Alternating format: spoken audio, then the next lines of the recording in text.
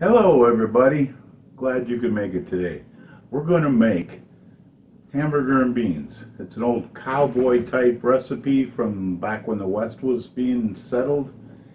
It's a great thing for two different purposes. Number one, you can put it in the crock pot, let it cook all day. We usually make it when we're going camping for the first night because, well, it can cook all day, and then it can sit in the crock pot and stay warm. So like if we're going to be traveling not too far, we could, on the first night we can cook it, because that way when we get there we'll have time to set up without having to worry about cooking anything. It's already cooked. Or when you're going to work on any day, you can, nobody's home to cook that day and you can be home late, this is the meal. Put it in the crock pot, forget about it.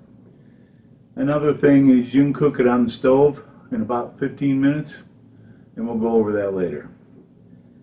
This is some awesome food. It goes best with some bread and butter or rolls of some kind. You can have salad with it too if you want, or you can use this as a side dish for something else if you wanted to. So let's get started.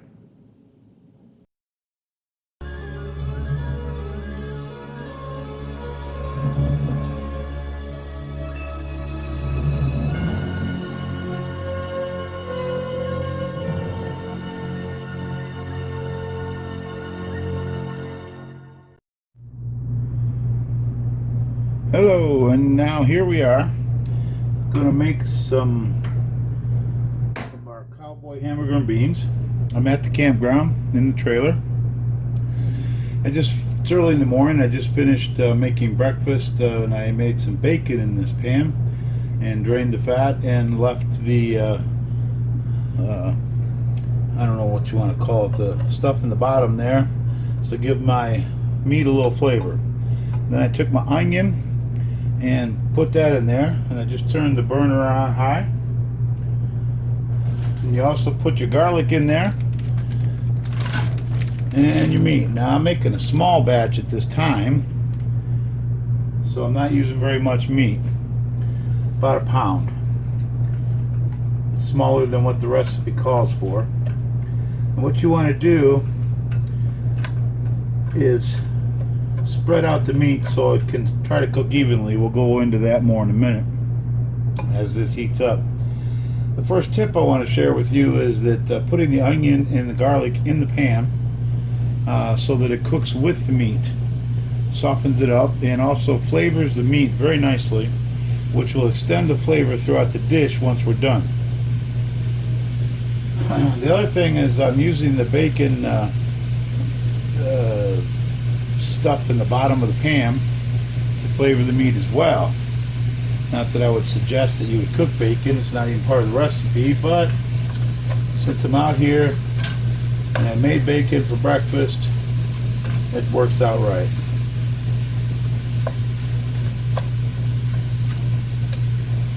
So as it heats up and cooks that bacon, and a little bit of that onion juice comes out of there and flavors the meat, and the meat starts cooking, I will keep mixing it up.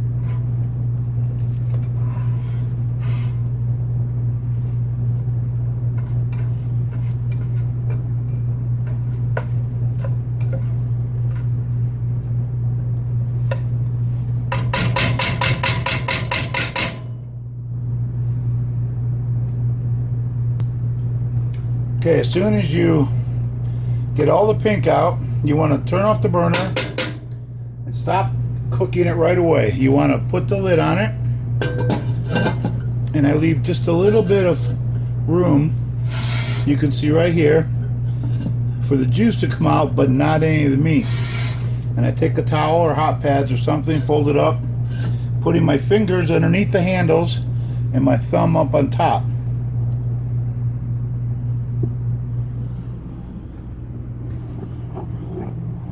I take it over to my sink. There you are, welcome to my sink. And then hold it upside down and let the juice run out into some kind of can or bottle I'm going to throw away.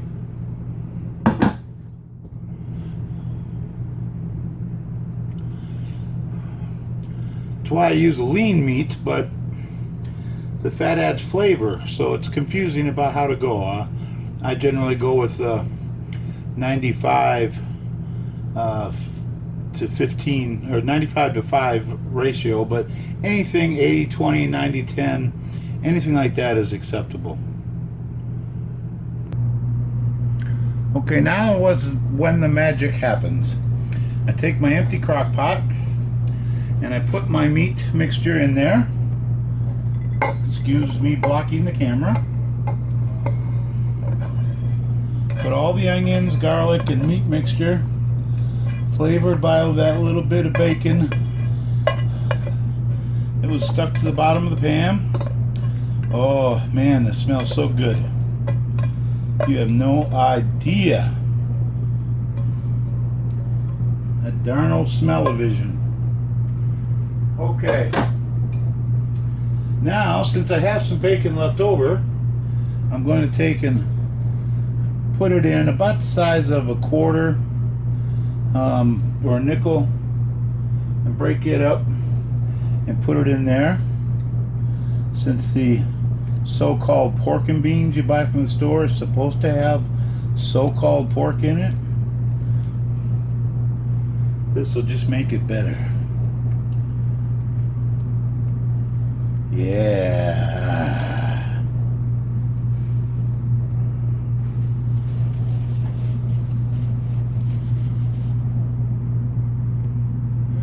Okay, now we're going to add some Tabasco sauce. 1, 2, 3, 4, 5, 6, 7, 8, 9, 12, 13, 14, 15, 16, 17, 18, 19, 20, about 20 shakes. And some ketchup. We need about a cup. Check the recipe for sure. And then some mustard, like about 4 tablespoons of mustard in there. Okay, now you take your cans of pork and beans, and here's another tip for you. It doesn't really matter about what brand you use, with one caution. Do not use the real cheap generic store brands, because the beans will not stand up to it.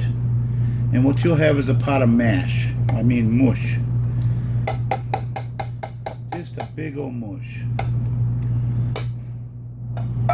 So you dump in all your beans, and I dump in the juice too, as you may notice.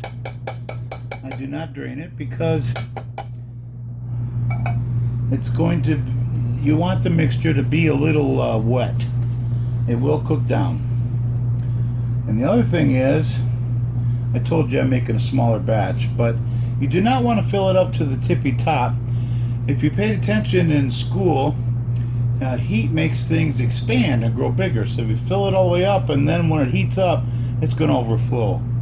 You're going to have a mess. So, you know, just a little bit down from the top is where I normally am. Now what you want to do is mix it all up really good, so that mustard and that ketchup and that Tabasco sauce and all the other flavors are evenly mixed throughout the whole pot.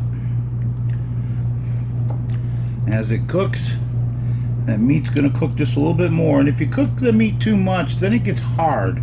So if you ever fried up hamburger like that for you know, hamburger helper or some other type meal, and the meat was really hard. That's why you overcooked it. Okay, so that's why I wanted you to just stop as soon as the pink was gone, because it's going to cook all day in here. Now see, the color's changed, the texture's changed, all the seasonings are mixed up, and that's how you do it.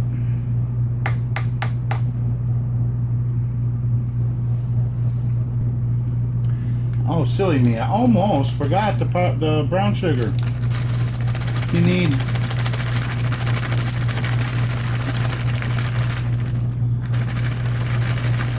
probably about a cup of brown sugar in there. Also, gotta stir that in now too. I almost forgot it. Can you believe that? Sitting here trying to work the camera and do this from memory.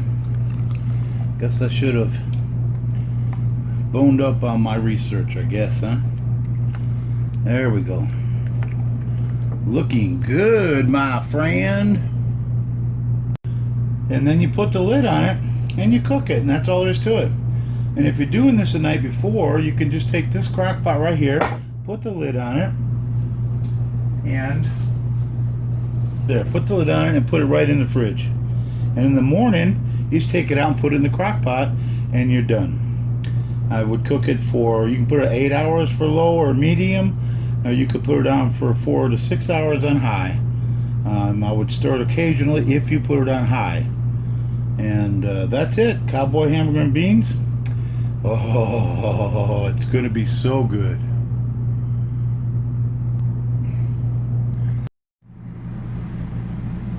And there you have it, folks.